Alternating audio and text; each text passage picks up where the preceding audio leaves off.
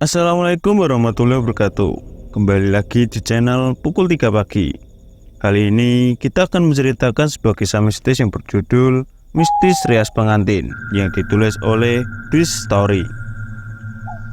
Sebelum kita masuk dalam ceritanya, buat kalian yang belum subscribe channel ini, tekan tombol subscribe-nya terlebih dahulu dan tekan tombol notifikasinya agar kalian tidak ketinggalan cerita terbaru dari Pukul 3 Pagi. Tidak usah lama-lama, kita masuk dalam ceritanya.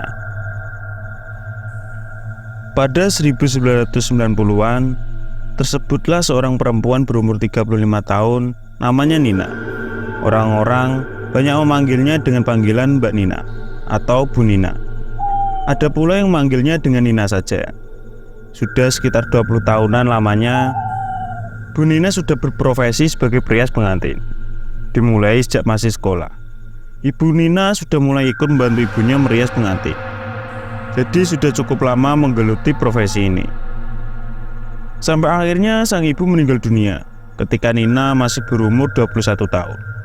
Setelah itu, dia lanjut menggeluti profesi ini. Sejak masih tinggal bersama orang tuanya di Cilegon, Banten, sampai ketika sudah memiliki tempat tinggal sendiri di Tangerang Selatan, sudah cukup banyak kisah hidup yang ibu Nina alami. Entah itu sedih, senang, ataupun seram. Seram, iya, karena sudah dibilang di awal tadi, kalau profesi perias pengantin seringkali harus bersinggungan dengan hal-hal mistis yang menyeramkan. Gak masuk nalar dan logika. Ibu Nina sering mendapatkan panggilan untuk merias pengantin jauh ke pelosok hampir ke setiap sudut pulau Jawa. Sesekali juga sampai keluar Jawa. Banyak kejadian janggal dan aneh yang beliau alami ketika harus mengunjungi tempat yang cukup terpencil. Salah satu pengalamannya adalah ketika Ibu Nina harus mengunjungi satu desa di daerah Anyar, Banten. Setelah ini, Bu Nina sendiri akan menceritakan langsung. Kali ini aku harus berangkat ke Anyar sendirian, karena Mira, asistenku yang biasa mendampingi, sedang ada urusan mendadak. Jadinya nggak bisa ikut kali ini. Aku tipe orang yang sangat tepat waktu. Gak ada kamus terlambat dalam hidupku. Lebih baik aku yang menunggu daripada orang lain harus menunggu karena aku datang terlambat. Sama juga kali ini, ketika masih pagi buta, aku sudah dalam perjalanan menuju tempat merias di satu desa di wilayah Anyar, Banten. Tempatnya di sisi jalan pegunungan sebelah kiri, bukan sisi pantai, dan katanya letaknya cukup jauh dari jalan utama. Ya sudah, walaupun begitu, aku harus tetap menjalani. Tas sebelum ini, aku sudah merasakan yang lebih pedalaman lagi, dan aku survive. Targetku, aku harus sampai di rumah tempat acara sebelum jam 5 subuh. Dengan tujuan sebelum akad, semua sudah siap. Gak ada yang terlambat. Dan sukses seperti biasanya, aku datang tepat waktu. Jam 5 kurang 15 menit, sudah sampai di mempelai wanita. Waktu itu aku menggunakan jasa ojek motor untuk membawaku ke tempat acara.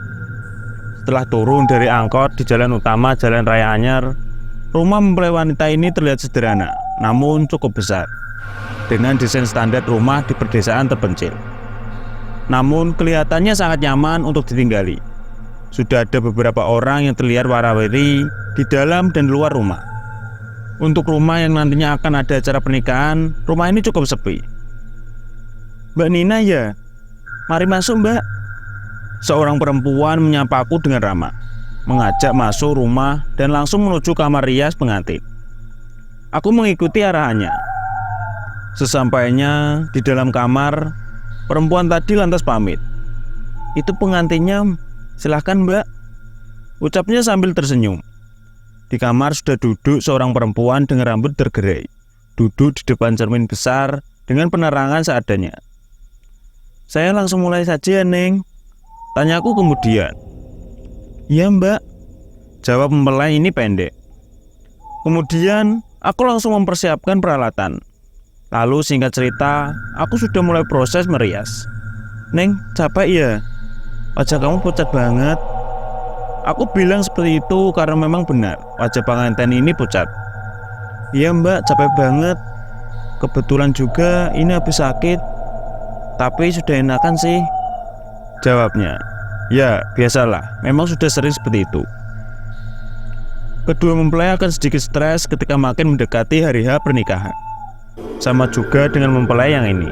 Makanya aku maklum dan mengerti kalau mempelai perempuan ini kelihatan lelah dan pucat. Aku jadi harus make up ekstra lebih untuk menutupi kepucatannya. Ada yang aneh dan aku baru menyadari belakangan. Sejak aku masuk ke kamar rias ini, nggak ada satupun orang lain yang melihat masuk. Sama sekali nggak ada. Dan aku sama sekali tidak mendengar ada orang di luar kamar. Sepi dan hening, seperti nggak ada orang sama sekali. Tapi ya sudahlah. Aku memilih untuk mengabaikan lalu fokus merias. Takut terlambat karena jam 9 acara sudah dimulai. Akad dan dilanjutkan dengan resepsi. Nah, sudah selesai. Cantik banget sekarang. Terima kasih mbak. Iya, aku cantik sekarang. Mempelai ini tersenyum senang. Gak bisa dipungkiri kalau aku gak puas dengan hasil kerjaku kali ini. Wajah mempelai masih terlihat agak pucat. Tapi setelah selesai, tiba-tiba aku mendengar ada kehidupan di luar. Tiba-tiba ramai. Syukurlah. Akhirnya kejanggalan tadi gak beralasan. Ayo Neng, dimulai sekarang. Seorang perempuan masuk ke dalam kamar, lalu mengajak mempelai perempuan untuk keluar. Emang udah mau dimulai ya bu? Tanya aku. Ya aneh saja. Kan seharusnya akad mulai pukul 9. Ini kan masih pagi, pikirku begitu. Udah mau mulai mbak? Kan udah jam 9. Jawab perempuan itu. Jam 9? Serius? Aku sedikit gak percaya. Karena waktu aku merias tadi kurang dari 2 jam. Harusnya ini masih jam 7. Penasaran, aku memastikan lagi dengan melihat jam tanganku sendiri. Ternyata benar, sudah jam 9. Aneh. Ya sudah, seperti biasa, aku menunggu di dalam kamar yang sudah disediakan buatku ketika acara sedang berlangsung. Oh iya, ada kebiasaan yang selalu aku jalani kalau sedang merias seperti ini.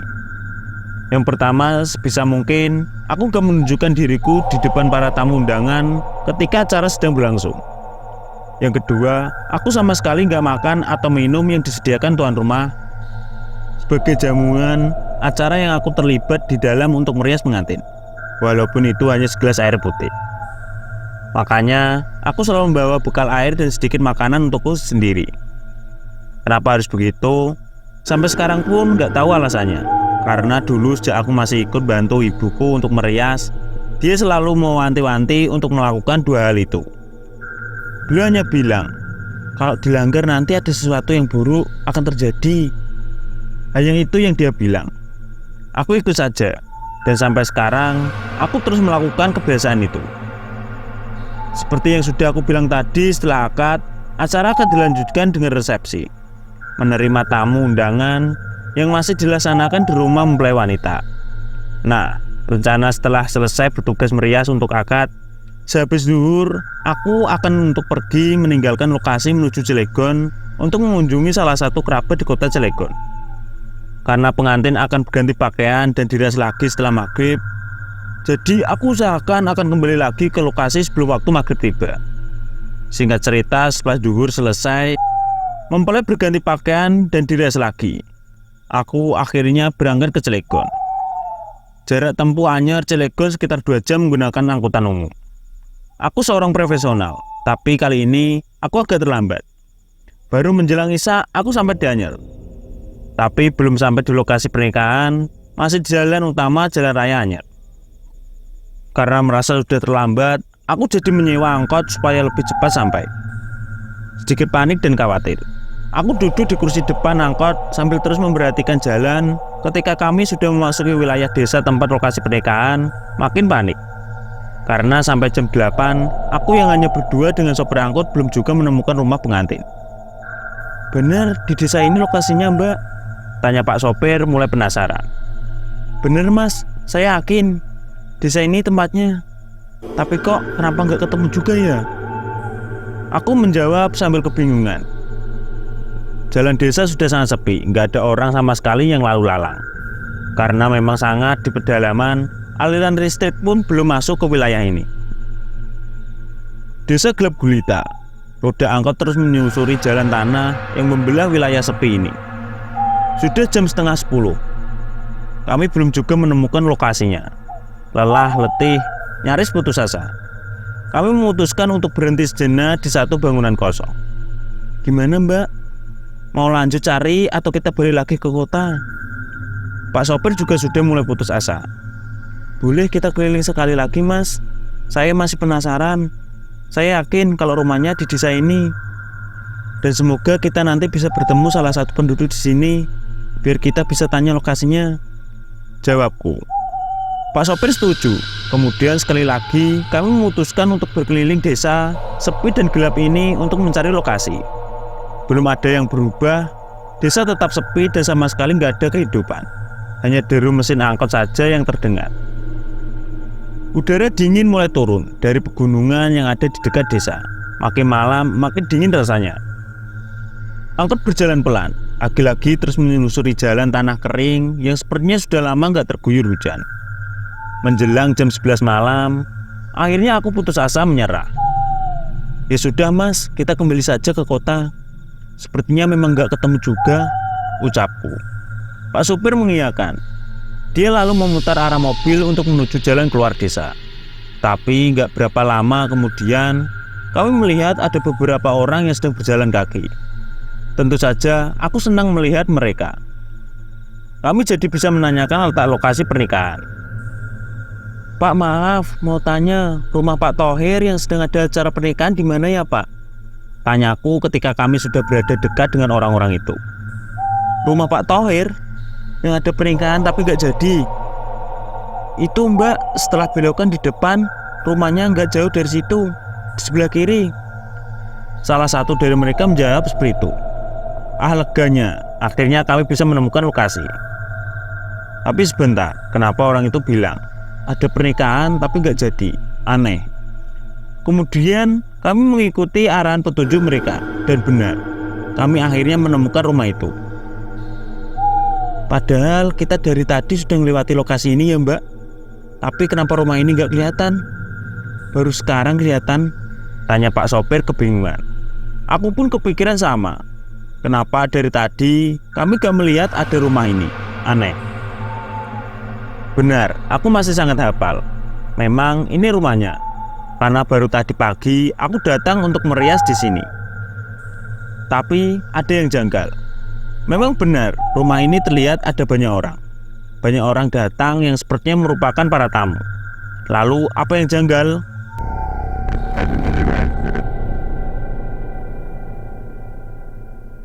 Ketika kami turun dari angkot dan masuk ke halaman, aku melihat kalau rumah ini sama sekali nggak terlihat sedang ada acara pernikahan. Karena sebagian besar tamunya mengenakan pakaian gelap layaknya orang sedang melayat. Acara berkabung, bukan datang ke acara pernikahan. Ada apa sebenarnya?